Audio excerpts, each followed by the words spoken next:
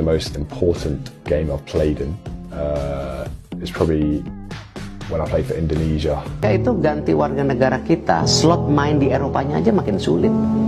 Karena kita belum ranking 50 besar dunia, kita masih 120, mereka banyak yang berkorban.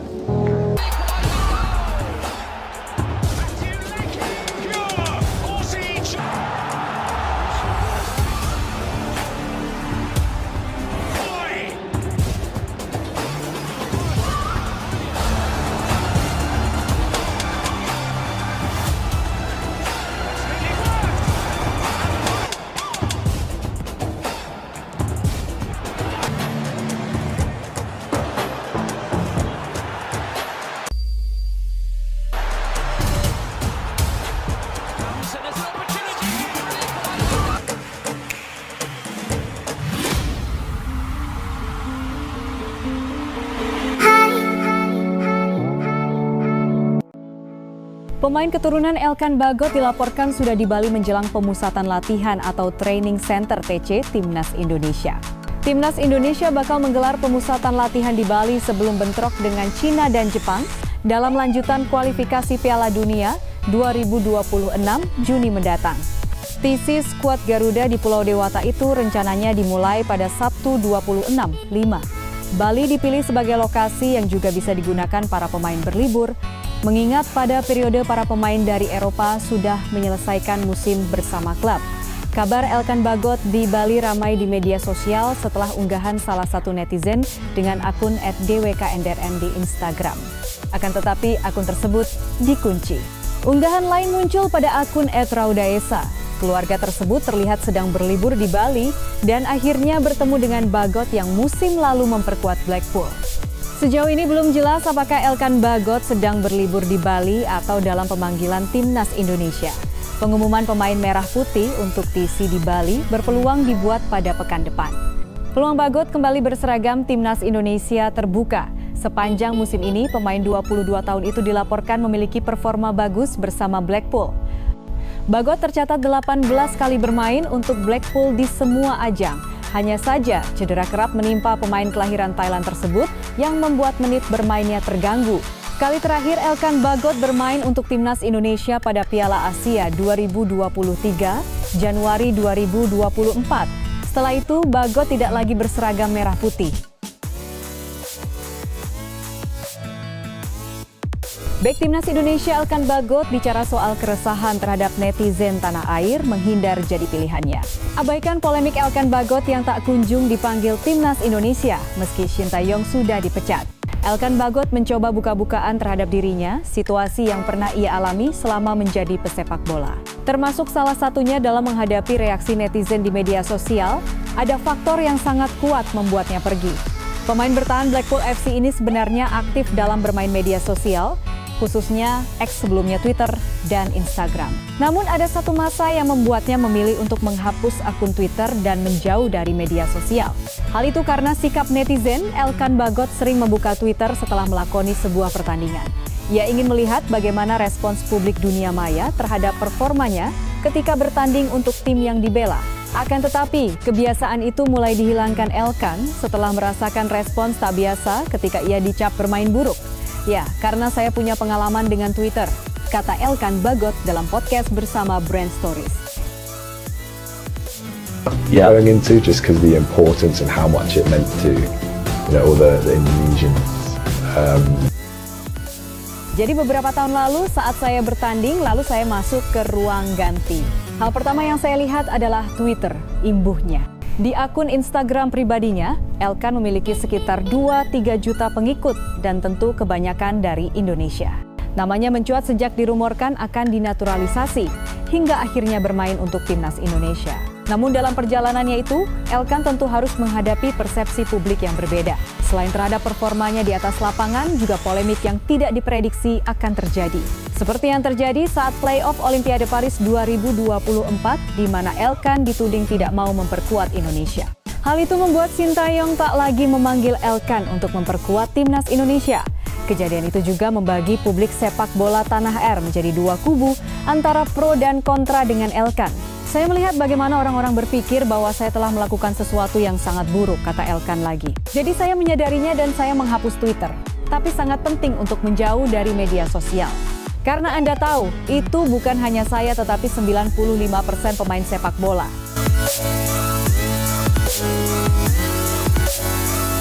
Saya berpikir akan melihat penilaian orang terhadap Anda, imbuhnya. Menurut Elkan, seorang pesepak bola yang tenar bisa dengan mudah melalui kritik dari netizen jika bisa bermain bagus. Akan tetapi tidak bagi mereka yang bermain buruk. Respons netizen akan sulit untuk bisa dilalui. Saat bermain baik itu bagus, jika tidak sulit untuk melewatinya, kata Elkan Bagot lagi. Jadi cara yang saya lakukan adalah menghapus Twitter dan Instagram.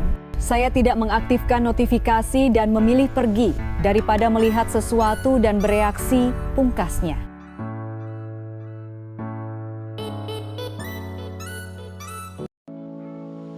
Peluang Elkan Bagot dipanggil Patrick Kluivert ke Timnas Indonesia jelang melawan Cina pada Juni 2025 menarik diulas.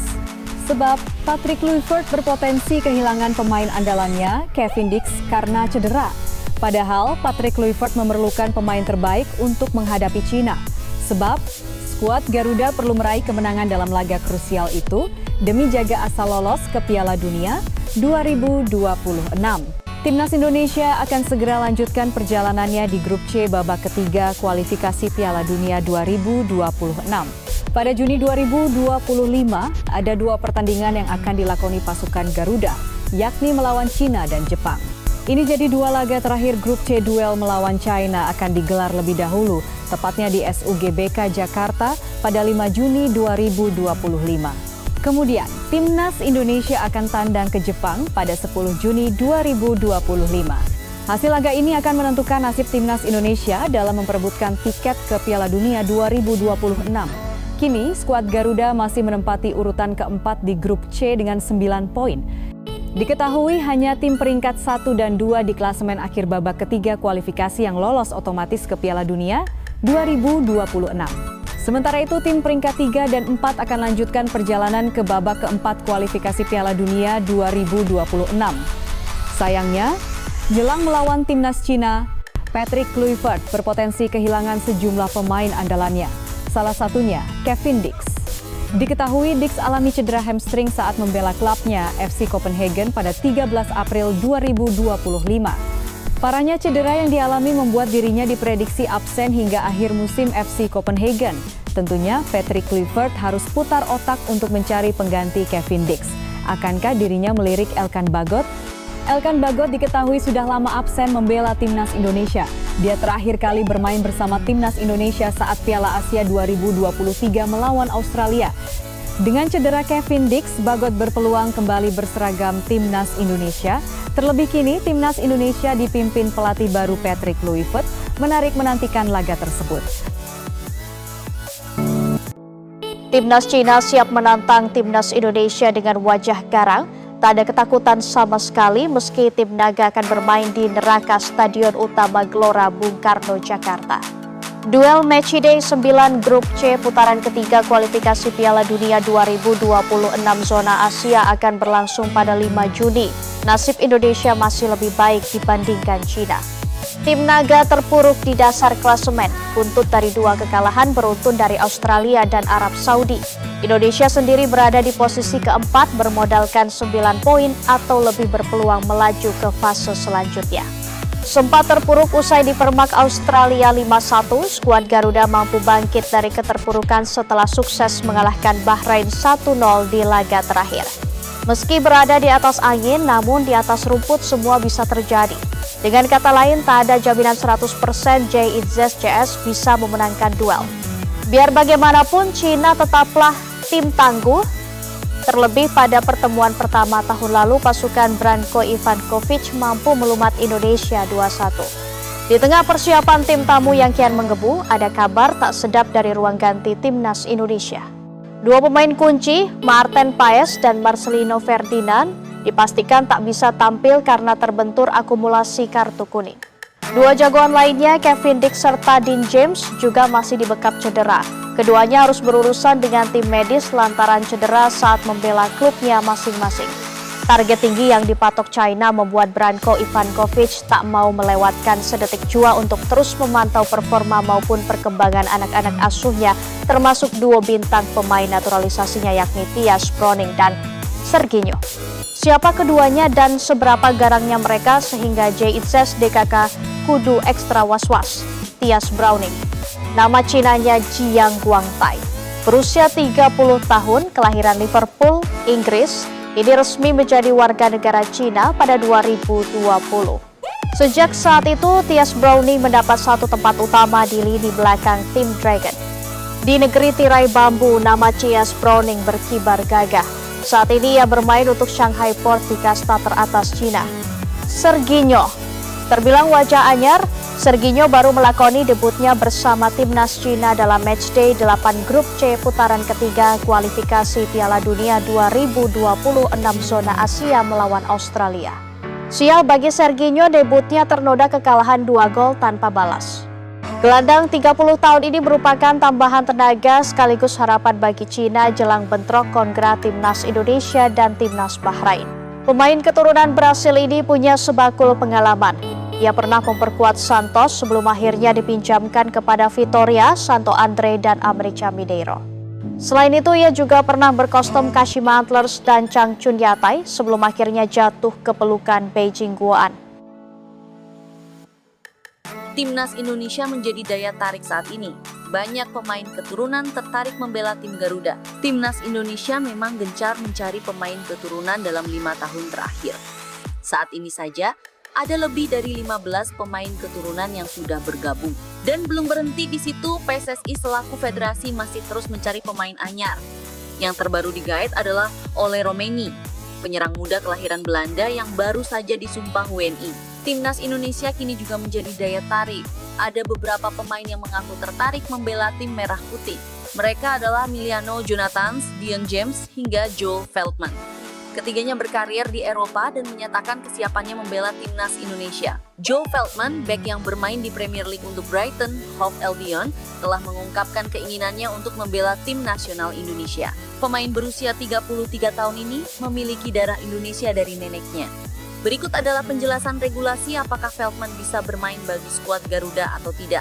Veltman telah mencatatkan 28 caps bersama timnas senior Belanda dan sering menerima ajakan dari netizen untuk bermain untuk Indonesia. Ayo bermain untuk Indonesia, saya melihat itu setiap hari, ungkap Veltman seperti yang dilansir dari Voetbal Primer. Saya hanya harus menyelaminya suatu saat nanti.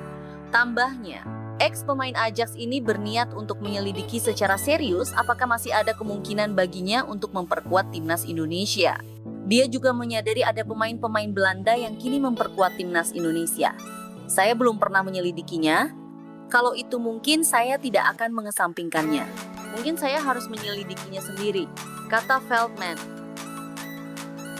Indonesia kembali dalam sorotan, kali ini datang dari publik negeri Sakura, Jepang. Jepang akan menjadi lawan bagi timnas Indonesia di laga terakhir putaran ketiga kualifikasi Piala Dunia 2026. Laskar Samurai Biru akan menjamu skuad Garuda pada 10 Juni 2025. Kekuatan Indonesia pun coba dibedah. Akan tetapi sebelum itu Jepang akan lebih dulu bertamu ke Australia pada 5 Juni 2025. Hasil dari 2 pertandingan ini sudah tidak berdampak pada status Jepang yang dipastikan lolos Piala Dunia 2026. Namun kekuatan tim lawan tetap jadi sorotan mereka, dalam hal ini khusus terhadap timnas Indonesia. Melalui salah satu media lokal, soccerdigestweb.com, publik Jepang menilai sejauh mana kekuatan skuad Garuda. Tim yang diperkuat dengan banyak pemain naturalisasi, sama seperti halnya timnas Cina. Hanya saja yang membedakan yaitu China menaturalisasi pemain asing, Indonesia menaturalisasi pemain keturunan. Meski begitu, media Jepang tersebut merasa bahwa baik China maupun Indonesia bukanlah sebuah ancaman. China dan Indonesia kemungkinan kecil bisa menjadi rival yang mengancam Jepang jika terus mengandalkan pemain naturalisasi. Selama Indonesia dan China mengandalkan pemain naturalisasi, kemungkinan mereka menjadi rival Jepang sangat kecil. Di sisi lain, jika ada pemain yang datang ke Jepang dan ingin dinaturalisasi, Maka aturan ketat FIFA menghalangi mereka untuk bergabung dengan timnas Jepang, tulis soccerdigest.web.com. Ini menarik mengingat Jepang dianggap sebagai salah satu negara di Asia pertama yang melakukan naturalisasi pemain. Jepang melakukan praktik ini sejak 1965, lebih awal 34 tahun dari Jerman sebagai negara dengan naturalisasi pemain yang terkenal. Kala itu Jepang menaturalisasi Nelson Yoshimura. Memasuki tahun 1990-an, naturalisasi yang terjadi lebih gencar lagi. Dan baru mulai berhenti sejak memasuki abad ke-21, Federasi Jepang, JFA, menggantinya dengan investasi pembinaan usia dini. Maka dari itu, kini banyak pemain dari Jepang yang memiliki karier cemerlang di Eropa. Contohnya yaitu Takefusa Kubo, Kaoru Mitoma, dan lain sebagainya. Atau sebelum itu ada Shinji Kagawa, Shunsuke Nakamura, dan lainnya.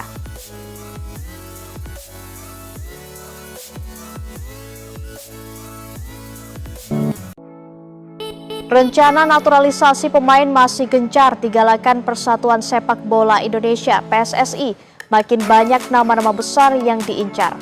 Dalam upaya melambungkan sepak bola Indonesia ke dunia, PSSI berencana menaturalisasi gelandang Leeds United Pascal Struijk bersama 4 pemain keturunan Indonesia lainnya yang tengah bermain di luar negeri. Proyeksi PSSI itu mendapat sorotan dari media Vietnam. Dikatakan rencana gila naturalisasi itu sebagai ambisi Indonesia untuk menaklukkan dunia. Pemain yang diincar antara lain Mauro Zijlstra, FC Volendam U21, Miliano Jonathans, FC Utrecht, Dean Exilon Zenbergen, VVV Venlo, dan Tristan Guijer, PEC Zwolle. Khususnya hanya Pascal Struijk yang berusia 25 tahun, selebihnya berusia antara 20-21 tahun, menunjukkan bahwa PSSI tengah membentuk masa depan jangka panjang sepak bola Indonesia. Dengan Pascal Struijk yang telah bermain untuk Leeds United selama lebih dari 5 tahun dan memiliki nilai transfer hingga 16 juta euro atau sekitar 264 miliar. Partisipasinya serta pemain naturalisasi lainnya dapat menjadi batu loncatan penting membantu tim Indonesia bersaing di babak kualifikasi ketiga Piala Dunia 2026 dan membidik tujuan jangka panjang seperti Olimpiade Los Angeles 2028. Pelatih kepala Patrick Kluivert memprioritaskan pencarian bakat yang dapat segera berkontribusi. Nilai pasar timnas Indonesia berpotensi melonjak drastis jika Pascal Struijk memutuskan untuk dinaturalisasi menjadi warga negara Indonesia.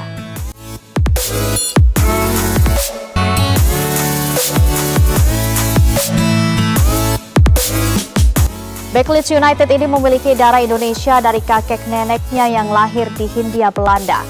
Struijk saat ini tercatat memiliki nilai pasar sebesar 16 juta euro atau sekitar 298 miliar. Angka fantastis ini akan langsung menjadikannya pemain termahal dalam sejarah timnas Indonesia. Timnas Indonesia kini berada di peringkat ke-6 Asia dengan nilai pasar 93 juta euro, berupa 688 3 miliar. Kehadiran Struijk akan menambah total nilai menjadi 93 juta euro, 986 miliar. Lonjakan nilai ini akan mengangkat posisi timnas Indonesia ke peringkat 4 Asia, menggeser Iran dan Uni Emirat Arab. Saya punya hubungan dengan Indonesia melalui kakek nenek saya yang meninggalkan Hindia Belanda untuk pindah ke Belanda, tetapi sekarang saya lebih peduli dengan Belanda dan Belgia, ungkap Struijk.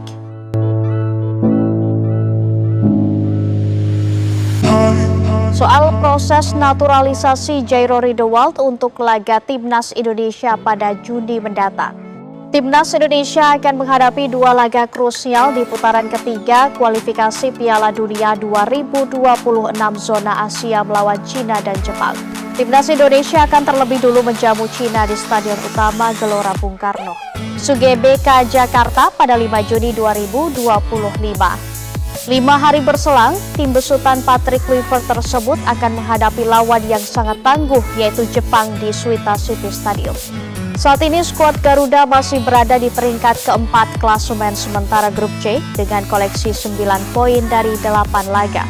Timnas Indonesia tertinggal 1 poin dari Arab Saudi yang berada di peringkat ketiga dan 4 angka di belakang Australia. Sementara itu, Bahrain dan Cina yang ada di posisi kelima dan keenam membuntuti timnas Indonesia dengan koleksi 6 poin jelang laga kontra Cina dan Jepang pada Juni nanti. PSSI saat ini dikabarkan sedang berusaha untuk menaturalisasi pemain keturunan baru. Media Jepang Koli menyebutkan bahwa pemain yang saat ini sedang diincar oleh PSSI adalah Jairo Ridowal. Memulai debutnya untuk tim nasional senior pada usia di bawah 21 tahun, sehingga ia memenuhi persyaratan bermain 3 pertandingan atau kurang untuk bergabung dengan Garuda julukan Tim Nasional Indonesia.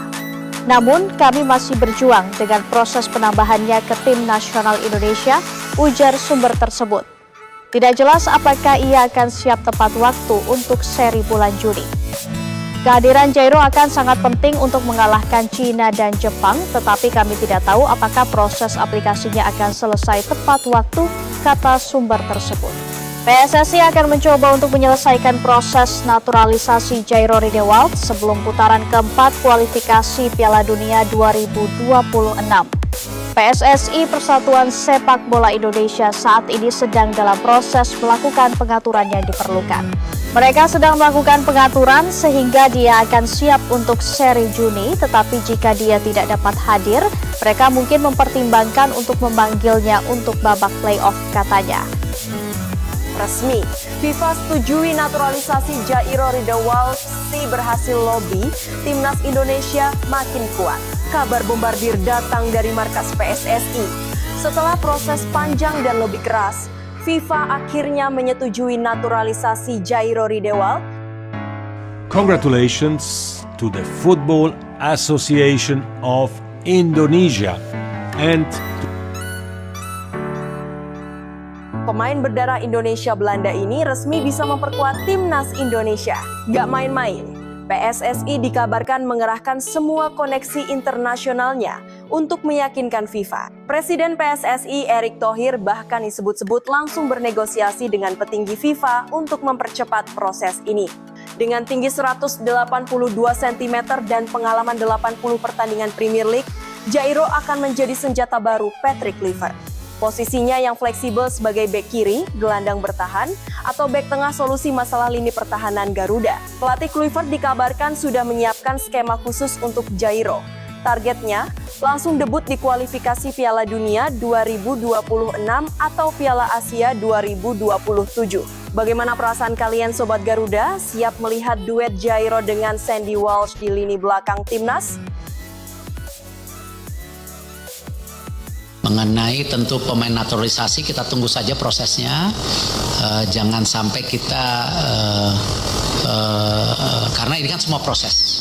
Pak Menpora sendiri sudah telepon kepada Pak Menteri Hukum. Menteri Hukum juga mensupport seperti biasa. Kami juga sudah sosialisasi ke DPR untuk juga minta supportnya. Bahkan Bapak Presiden sendiri, Bapak Presiden Prabowo juga sudah disampaikan melalui Pak Menpora, pasti beliau sangat menjunjung tinggi bagaimana bangsa kita bisa dipandang di dunia, ya, karena kita bangsa besar. Gitu. Dokumen Jairo Ridowal ditemukan PSSI. Profil pemain keturunan Indonesia yang dikaitkan dengan timnas Garuda. Jairo Ridowal adalah pemain sepak bola profesional kelahiran Belanda 9 September 1996 yang memiliki darah Indonesia dari ibunya yang berketurunan Belanda Ambon. Ayahnya berasal dari Suriname. Pemain berposisi gelandang bertahan, bek tengah ini pernah membela klub-klub top Eropa seperti Ajax Amsterdam, Crystal Palace, dan kini bermain untuk Royal Antwerp di Liga Belgia.